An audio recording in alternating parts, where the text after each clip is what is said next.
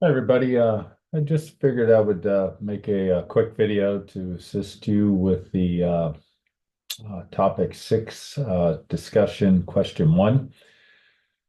I think it's pretty obvious, given the circumstances here, that because we are comparing two proportions here, and they even give you the hypotheses, both the null and the alternative. This is a two proportion z-test. And I just wanted to, kind of go over the overview of this and, all the components. I have something here that's maybe not in the exact format, but addresses all 4 points here. And so I'm going to go ahead and do that for you.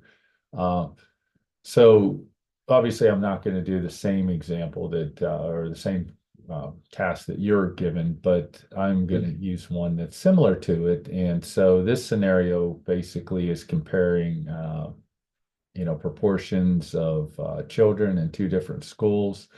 You can pause the video and read it here, but um, proportion one of the proportion of students in school one who didn't eat breakfast, and likewise P2, there's just the proportion of students in school two who likewise didn't eat breakfast. And they're going to compare and see if one of those proportions is, in this case, different. Okay, now remember you were given a one-sided test back here. This is just an example of a two-sided test, but again, the same principles apply here as far as procedure. And so they gave you the hypotheses. Typically, I like to, at least when I taught this class in the past, write out the, this I guess, section format here, where we write out the hypotheses, not only in symbols, but, in context of what the problems represent. And I use the word conditions here, in this example, but those are the assumption. We assume that these, assumptions, we need to know what those are, or conditions that hold in order for the test to be applicable. Okay, so essentially, we're always dealing with three different, get that out of the way here. Okay, three different conditions. One is that we collected our data from um, two independent samples from populations that need to be random. So, they gave us here, we had two independent simple random samples. Okay. And we also need to take into account the normal condition, and that is that the counts of the successes and failures in both groups are all 10 or more. And so, if you just read through this, you need to state and verify that. And again, that information is, typically given to you in the scenario. And then the last one, the populations have to be at least 10 times the sample size. And, we have a smaller sample here of 80, but that would be, is population one greater than 800, and is population two, larger sample here, I think 150, is it greater than or equal to 1,500? And it says right here, there's more than 1,500 students in each school. So both of those are going to apply. So that address the assumptions, as your problem refer to it as, or the conditions. Okay, so you're going to have to document those. They want you to calculate the z-statistic, and you're given that formula, in your notes here. That's the one. I guess I don't have it here handy. Maybe I can scroll back here. These are just some old notes from examples that I have. Uh, Let me go back here. Where is that? Z-statistic, or maybe go forward. Find it here. Oh God, I don't have it written here. That's really strange. Hmm. I don't have that z-statistic written here. Let's see. Oh, here it is. I'm sorry. Okay. So what we're do here is we just essentially, use this formula here, and since P1 minus P2, that the hypothesis is going to be, or the null is going to be, they're equal. So this will be 0. So it's really just the difference of the two sample proportions, and then divided by the square root of that distribution of the or the standard deviation of the sampling distribution.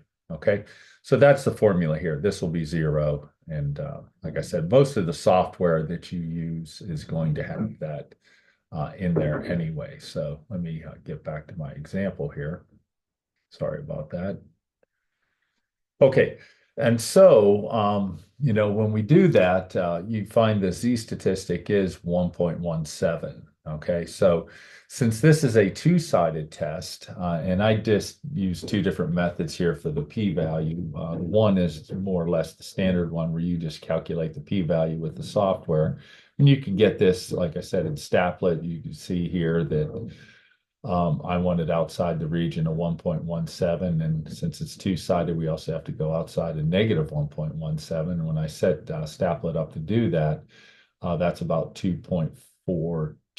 Okay, so again, that just maybe truncated or rounded it. Probably gave me a rounded value back here for this statistic here. So anyway, but it's about that. Okay. And so what we would do, or what the method you have to use, is the critical value method. Okay.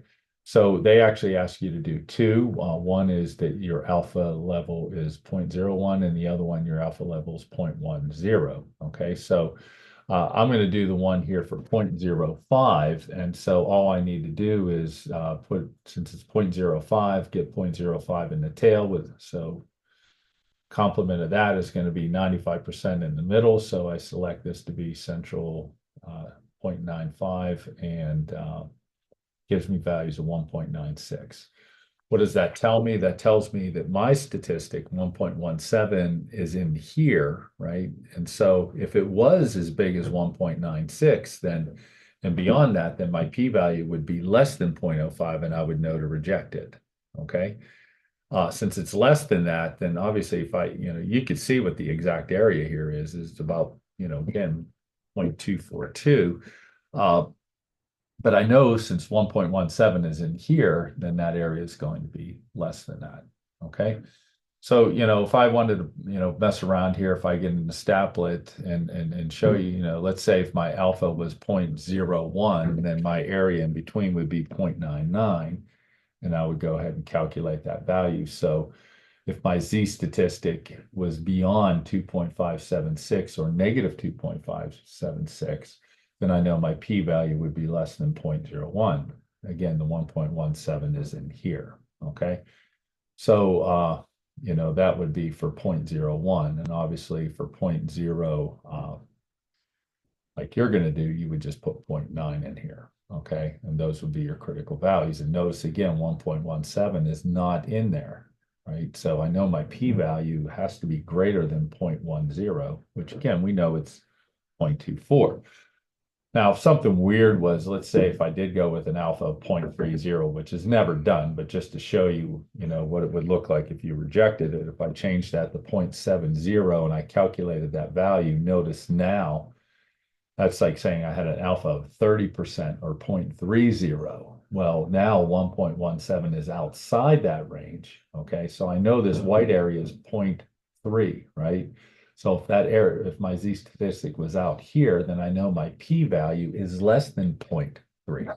Okay, so if I, had some weird situation, which again, we never use an alpha as high as 0.3, we would know to reject if it was 0.3. Okay, so that just gives you a little bit of insight here. And of course, I wrote my conclusion up based on just the p-value or using this technique right here, okay, where I actually calculated the p-value, okay?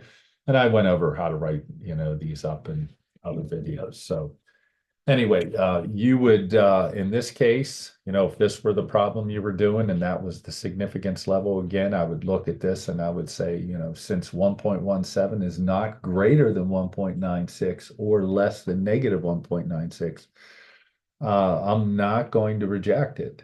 Okay, I'm just not going to reject it because I know my p-value is greater than 0.05. All right, because like I said, that when it's in here, we know that area is what it is. Okay,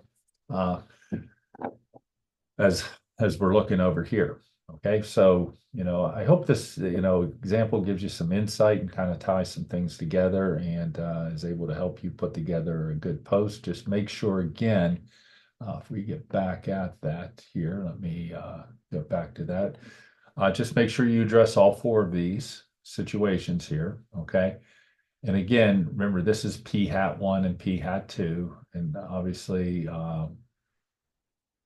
N1 and N2, both samples are 100. So when you do your Z statistic, and I can see that actually, I guess I just use Celeste. You see that she has it right here, that formula that I showed you back here earlier. Okay. And anyway, just make sure you address all four of these situations here. Remember, the assumptions were the conditions I meant. Those words are used interchangeably. Calculate the Z statistic, put the critical values. And drawing could and would help if, even though she doesn't, you don't have to have it as long as you can explain what these are. And then, of course, your decision based on what yours is, the Z statistic, how it compares to the critical values. Okay, so I'll get this posted, and hopefully this, again, is something that's going to assist you in this discussion question. All right. As always, have a great day, and God bless.